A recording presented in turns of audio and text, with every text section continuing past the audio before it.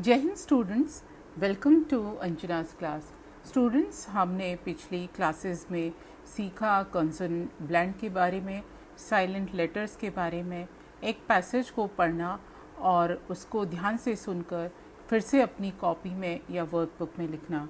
Students, इस तरह से हमने एक्सरसाइज, बहुत तरह की एक्सरसाइज हमने की और बहुत तरह की एक्टिविटीज़ हमने की। आज हम लेते हैं यूनिट नंबर 5 स्टूडेंट्स वर्कबुक से और इसमें जो एक्टिविटीज़ दी गई हैं उनको हम सॉल्व करेंगे।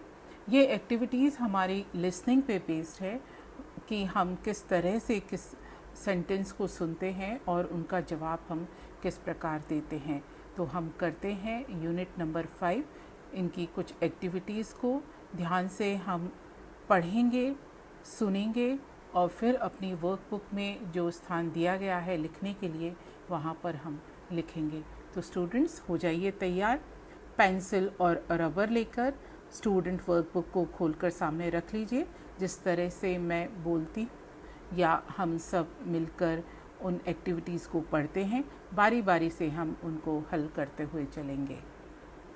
स्टूडेंट्स, इस एक्टिविटी में हमें अपनी फैमिली के बारे में बात करनी है।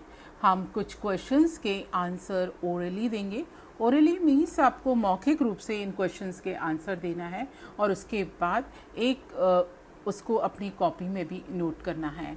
तो सबसे पहले हम इसके लिए इंस्ट्रक्शंस पढ़ लेते हैं। Answer the following questions orally and take dictation. मौखिक रूप से हमको इन प्रश्नों के उत्तर देना है एंड देन टेक डिक्टेशन, और उसके बाद इसको अपनी कॉपी में लिखना है। तो हमारा क्वेश्चन नंबर 1 है, how many people are there in your family, list them. How many, इसमें हमको संख्या बतानी है, हमारे फैमिली में कितने सदस्य हैं, और लिस्ट देम और उनके नाम बताने हैं। Number 2, what does your father और मदर डू। आपके मम्मी पापा क्या करते हैं। क्वेश्चन नंबर 3 है, do you have any brothers और सिस्टर्स। क्या आपके कोई भाई बहन हैं। ये आपको आंसर देना है। डू योर अंकल और आंट और grandparents live with you. क्या आपके साथ आपके चाचा चाची या मामा मामी या आपके दादा दादी या नाना नानी आपके साथ रहते हैं। तो ये क्वेश्चंस हमसे पूछे गए हैं और इनका जवाब हमको ओरली देना है, मौखिक रूप से देना है। तो फिर से एक बार हम इन क्वेश्चंस को पढ़ लेते हैं। How many people are there in your family, list them. Question number 2, what does your father और mother do. Number 3, do you have any brothers और sisters. Number 4, do your uncle और आंट और grandparents live with you. तो ये 4 questions है, इनको आप ध्यान से सुनिए और इनके आंसर को अपने दिमाग में रखकर तैयार हो जाइए, क्योंकि अब आपको इनके आंसर्स देना है। Students, answer the following question orally and take dictation. आप इन क्वेश्चंस के आंसर मौखिक रूप से देंगे और उसके बाद उसको कॉपी में लिखेंगे। तो जो फर्स्ट क्वेश्चन था वो ये था, how many members are there in your family, list them. तो इसका आंसर है, there are 5 members in my family. मैं अपनी फैमिली की बात कर रही हूँ, आप लोग सब अपनी अपनी फैमिली के बारे में लिखिए। There are 5 members in my family. अब इनको हम लिस्ट करेंगे। These are my father, mother, grandmother, my sister and I myself. There are 5 members in my family. These are my father, mother, grandmother, my sister and I myself. इसके बाद जो next question था उसमें मेरे father का occupation पूछा था कि आपके पिताजी क्या करते हैं, and then my answer will be this one, My father is a doctor. My father is a doctor. इसके बाद एक और क्वेश्चन था कि how many brothers and sisters do you have. तो इसका आंसर है yes I have. Do you have any brothers or sisters? तो इसमें आंसर आएगा yes, यानी जो फर्स्ट क्वेश्चन था कि क्या आपके कोई भाई बहन है, तो मैंने लिखा yes I have one sister. Next question है कि आपकी दादी दादा या आपके जो ग्रैंड पेरेंट्स है क्या आपके साथ रहते हैं? तो my answer is yes, my grandfather lives with me. My grandfather lives with me. Students, activity number 2 को हम ध्यान से पढ़ेंगे। इसके लिए इंस्ट्रक्शन है, रीड द फॉलोइंग पैसेज। जो पैसेज दिया गया है उसको हमको ध्यान से पढ़ना है। और ये पैसेज इस तरह से है, a family in Karnataka has 180 people, they need around 1200 rotis every day, they use 20 kg of wheat flour to make rotis. The family needs rupees 40,000 for clothes every year. The tailors need a tractor to carry clothes. ये कर्नाटका की एक family के बारे में बात की गई है इस पैसेज में। हम इसको दोबारा से पढ़ते हैं। A family in Karnataka has 180 people. उस फैमिली में कितने मेंबर्स हैं? 180। They need around 1200 rotis every day. They use 20 kg of wheat flour to make rotis. रोटी बनाने के लिए उन्हें 20 किलो आटे की ज़रूरत होती है। The family needs rupees 40,000 for clothes every year. वो हर वर्ष कपड़ों पर 40,000 रुपये खर्च करते हैं। The tailors need a tractor to carry clothes. और उतने सारे कपड़े सिलकर एक ट्रैक्टर पे आते हैं। And now what you have to do is to fill in the blanks. अब आपको खाली स्थान की पूर्ति करनी है। Number 1, a family in Karnataka has blank space people. Number 2, they need rotis every day. Number 3, they use 20 kg of blank space to make rotis. The family needs blank space for clothes. The tailors need blank space to carry clothes. Students, इस तरह से हमने यहाँ पर हमको कुछ blank space मिला है, उसमें हमको भरना है। तो हमने पैराग्राफ को पढ़ा था, तो पैराग्राफ से हमको आंसर मिल रहा है। A family in Karnataka has 180 यानी 180 people. Number 2, they need 1200 rotis every day. They use 20 kg of wheat to make rotis. किसकी ज़रूरत होती है उनको? 20 किलो गेहूं के आटे की। The family needs 40,000 rupees for clothes. Family को पूरे साल भर में 40,000 रुपये की ज़रूरत होती है कपड़े खरीदने के लिए। The tailors need a tractor to carry clothes. और टेलर को भी घर तक कपड़ा पहुंचाने में एक ट्रैक्टर की आवश्यकता होती है। तो स्टूडेंट, इस तरह से हमने ब्लैंक स्पेसेस को भरा। और अब हम देख लेते हैं, ये है, a family in Karnataka has 180 people, 180 people. Number 2, they need 1200 rotis every day. Number 3, they use 20 kgs of wheat flour to make rotis every day.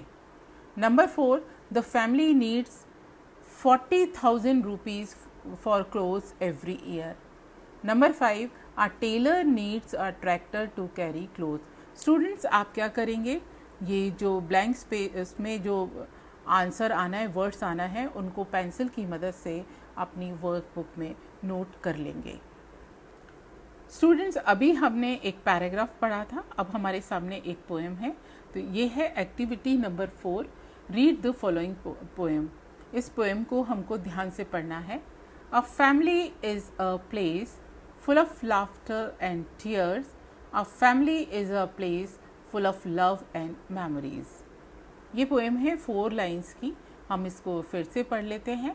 A family is a place, परिवार एक ऐसा स्थान है, full of laughter and tears, जहाँ पे हंसी भी होती है, सुख दुख सब होता है। A family is a place full of love and memories. Students, हमको अब इंस्ट्रक्शन पढ़ने हैं, फिल इन द ब्लैंक्स। अब हमको रिक्त स्थानों की पूर्ति करनी है। Number 1, a family is full of blank space and tears. Number 2, a family is full of love and blank space. तो स्टूडेंट्स, जो हमने इस पोएम को ऊपर पढ़ा था, तो इसमें फर्स्ट में आएगा a family is full of laughter and tears. तो पहले खालिस्तान में आएगा laughter. Number 2, a family is full of love and memories. तो सेकंड जो ब्लैंक स्पेस है वहाँ पे हम मेमोरीज लिखेंगे, MEMORIES।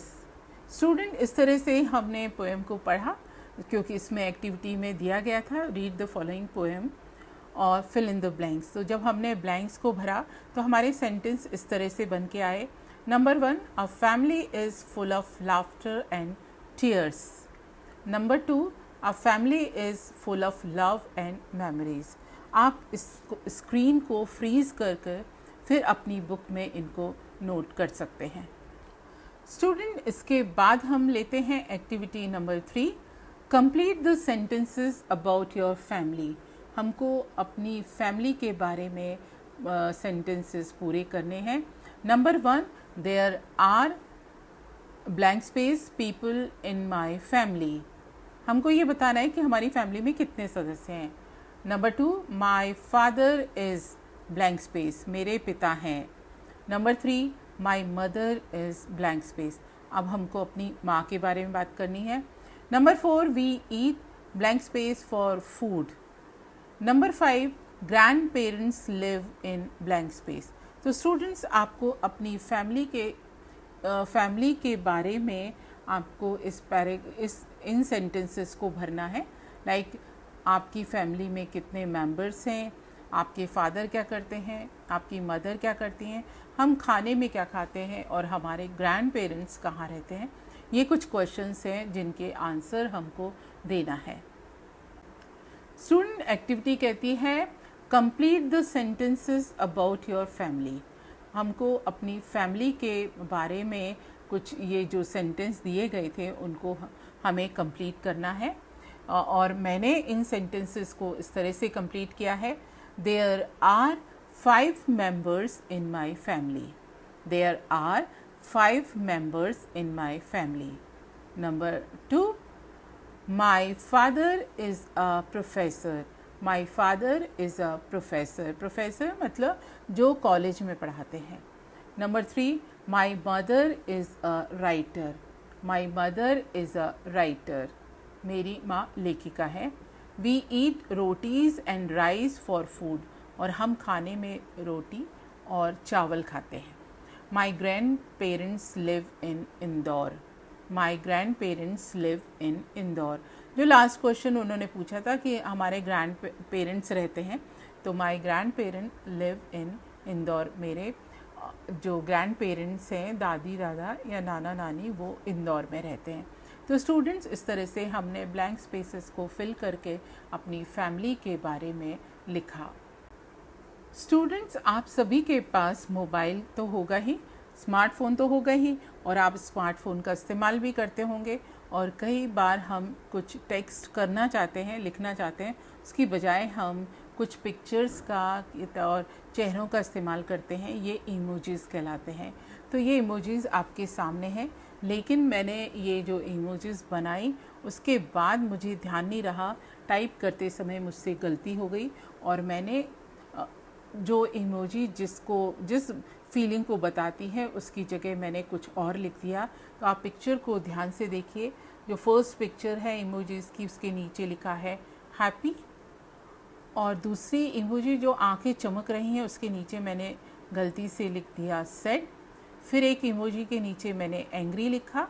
फिर एक इमोजी के नीचे जो गुस्सा दिख रहा है, बहुत ज़्यादा लाल पीला हो रहा है, उसके नीचे मैंने लिख दिया सरप्राइज्ड। और एक इमोजी के नीचे मैंने लिखा है स्केयर्ड। तो बच्चों, आपको ये करना है कि जिस इमोजी से जो फीलिंग आती है उस फीलिंग को ध्यान में रखकर जो मुझसे गलती हुई है उसको आपको अपनी बुक में सुधारना है। तो स्टूडेंट्स, आप अपनी बुक में देखिएगा इमोजीज़ को, और उसके सामने कुछ गलत लिखा गया है या कुछ गलती हो गई है टाइपिंग में, तो उसको आपको सुधार के लिखना है। देखिए, हमने इसको सुधार लिया। पहली इमोजी फीलिंग शो करती है स्केयर्ड, यानी डरने का प्रतीक, जहाँ पे हमको बताना होता है कि हम डर गए हैं, तो इस तरह की इमोजीज का इस्तेमाल करते हैं। एंग्री के लिए जो गुस्से से लाल हो रही है चेहरा, वो एंग्री। इसके बाद जो तीसरी पिक्चर है वो है हैप्पी फीलिंग की, खुश है, देखिए आंखें चमक रही हैं, और एक में चश्मा लगा के आंखें चौड़ी हो रही हैं। इट मीन्स ये फीलिंग है सरप्राइज्ड, मतलब आश्चर्य हो रहा है कोई, और आंसू देखिए टपक रहा है, तो ये फीलिंग है सैड, मतलब दुखी फीलिंग है। तो इस तरह से जो इमोजीज़ के नीचे हमने फीलिंग्स गलत लिखती थी, अब हमने उनको करेक्शन कर लिया। तो स्टूडेंट्स, आप भी अपनी वर्कबुक में इमोजीज़ और उनकी फीलिंग को आप अच्छे से पेयर करेंगे, जोड़ी बनाएंगे और उस जगह सही वर्ड्स को लिखेंगे। बच्चों, ये एक्टिविटी है एक स्टोरी के बारे में। हम इस स्टोरी को पढ़ते हैं। The story is like that a jackal family lived in a forest. One day a lion came there near their den. Father Jackal saw the lion. He said in a loud voice, "Why are our children crying?" The mother jackal replied, "Oh dear, our children want to eat a lion." The lion heard this. He got scared and ran away. Students, इस story को हम फिर से पढ़ते हैं। आपको story के बारे में थोड़ा थोड़ा मालूम हो गया होगा कि the story is about a jackal family, मतलब एक सियार के परिवार के बारे में है, एंड अ लॉयन, और एक शेर के बारे में है। A jackal family lived in a forest, एक जंगल में एक सियार का परिवार रहता था। One day a lion came near their den, एक बार एक शेर उनके घर के पास में आया। Father jackal saw the lion, जैसे ही सियार ने शेर को देखा, he said in a loud voice, वो ज़ोर से बोला, why are are children crying, हमारे बच्चे क्यों रो रहे हैं। द मदर जैकल रिप्लाइड, और जो माँ सियार थी, मतलब बच्चों की माँ थी, रिप्लाइड, उन्होंने ये जवाब दिया, ओ डियर प्रिय, are children want to eat a lion, हमारे बच्चे शेर को खाना चाहते हैं। द लॉयन हर्ड दिस, जैसे ही शेर ने ये सुना, ही गॉट स्केयर्ड, वो डर गया, एंड रैन अवे, और भाग गया। तो स्टूडेंट्स, आपने ये कहानी सुनी, छोटी सी कहानी थी, इसमें मज़ा भी आया। अब हमको इस स्टोरी पे बेस्ड जो क्वेश्चंस है उनके आंसर हमको वन वर्ड में या वन सेंटेंस में देना है। तो हमारे लिए इंस्ट्रक्शन ये है, answer the following questions in a word और अ सेंटेंस ईच। आप इन प्रश्नों के उत्तर या तो एक शब्द में दें या एक सेंटेंस में। And the first question is, where did jackal family live.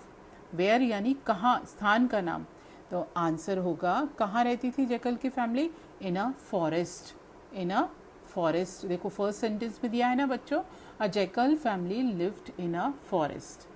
Question number 2, what came near their den, उनके घर के पास में कौन आया, व्हाट, क्या आया। आंसर है अ लॉयन, एक शेर। देखिए सेकंड सेंटेंस में था ना, one day a lion came near their den, तो दूसरा क्वेश्चन का आंसर होगा लॉयन। स्टूडेंट, इसी तरह से जो थर्ड क्वेश्चन है वो है, what did the father jackal say. What did the father jackal say, जो सियार पिता था उसने क्या कहा। एंड द आंसर इज, क्या कहा था उसने, देखिए ये कहा था ना कि why are are children crying, हमारे बच्चे क्यों रो रहे हैं। आंसर होगा why are our children crying. आप वैसा का वैसा सेंटेंस हम लिख देंगे। Number 4, what did the mother jackal reply.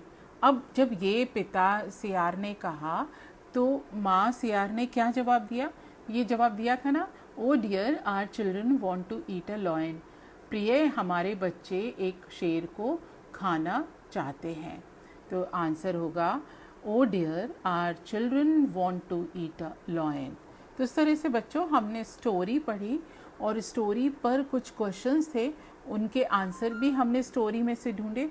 तो हमको इस तरह से स्टोरी को पढ़ना आ गया, और स्टोरी को आप इसी तरह की और स्टोरीज़ को आप न्यूज़पेपर में पढ़ सकते हैं। संडे को जो बच्चों का कोना आता है, बच्चों का पन्ना आता है, उसमें आप पढ़ सकते हैं। कुछ मैगज़ीन्स होती हैं, उनको भी आप पढ़ने की आदत डालिए, जिसमें छोटी छोटी स्टोरीज़ होती हैं, उनको आप पढ़िए, क्योंकि जब आप शब्दों को सामने देखेंगे और उनको पढ़ेंगे तो आपकी वोकैबुलरी भी साउंड होगी और आपको मज़ा भी आएगा। स्टूडेंट्स, अगर आपको इलस्ट्रेटेड बुक्स मिलती हैं यानी चित्रमय कहानियाँ मिलती हैं तो उनको पढ़िए, से हमको कई वर्ड्स के मीनिंग पिक्चर्स को देखकर भी समझ में आ जाते हैं। स्टूडेंट, इस तरह से हमने पैसेज को पढ़ना सीखा, उनके ओरली जवाब देना सीखा, उनको आंसर करना सीखा। लेकिन जब हम इन सेंटेंसेस को कॉपी में लिखते हैं तो कई बार हम वहाँ पर ये पता नहीं लगा पाते हैं या हमसे गलती हो जाती है कि हमको कैपिटल लेटर का इस्तेमाल कहाँ करना है और फुल स्टॉप कहाँ करना है। तो यहाँ पर जो फर्स्ट सेंटेंस यहाँ पे दिया गया है, a jackal family lived in a forest, इसमें आपको कैपिटल लेटर और फुल स्टॉप का इस्तेमाल करना है। तो बच्चों, जब पहला सेंटेंस का जो पहला लेटर होता है वो हमेशा कैपिटल होता है, तो आप इसमें ए को कैपिटल में लिखेंगे और जहाँ सेंटेंस ख़त्म होता है वहाँ पर आप लगाएंगे फुल स्टॉप। तो इसका आंसर इस तरह से हो जाएगा, जो ए स्मॉल था वो ए कैपिटल हो जाएगा और फॉरेस्ट के बाद फुल स्टॉप लग जाएगा।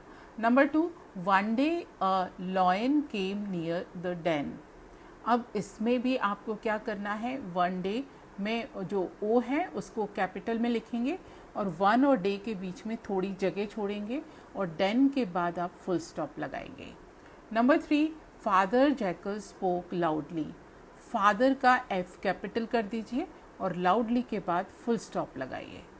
मदर जैकल रिप्लाइड, इसमें मदर का एम आप कैपिटल करिए और रिप्लाइड के बाद फुल स्टॉप करिए। The lion run away, the का टी कैपिटल हो जाएगा और रन अवे, अवे के बाद आप फुल स्टॉप लगा देंगे।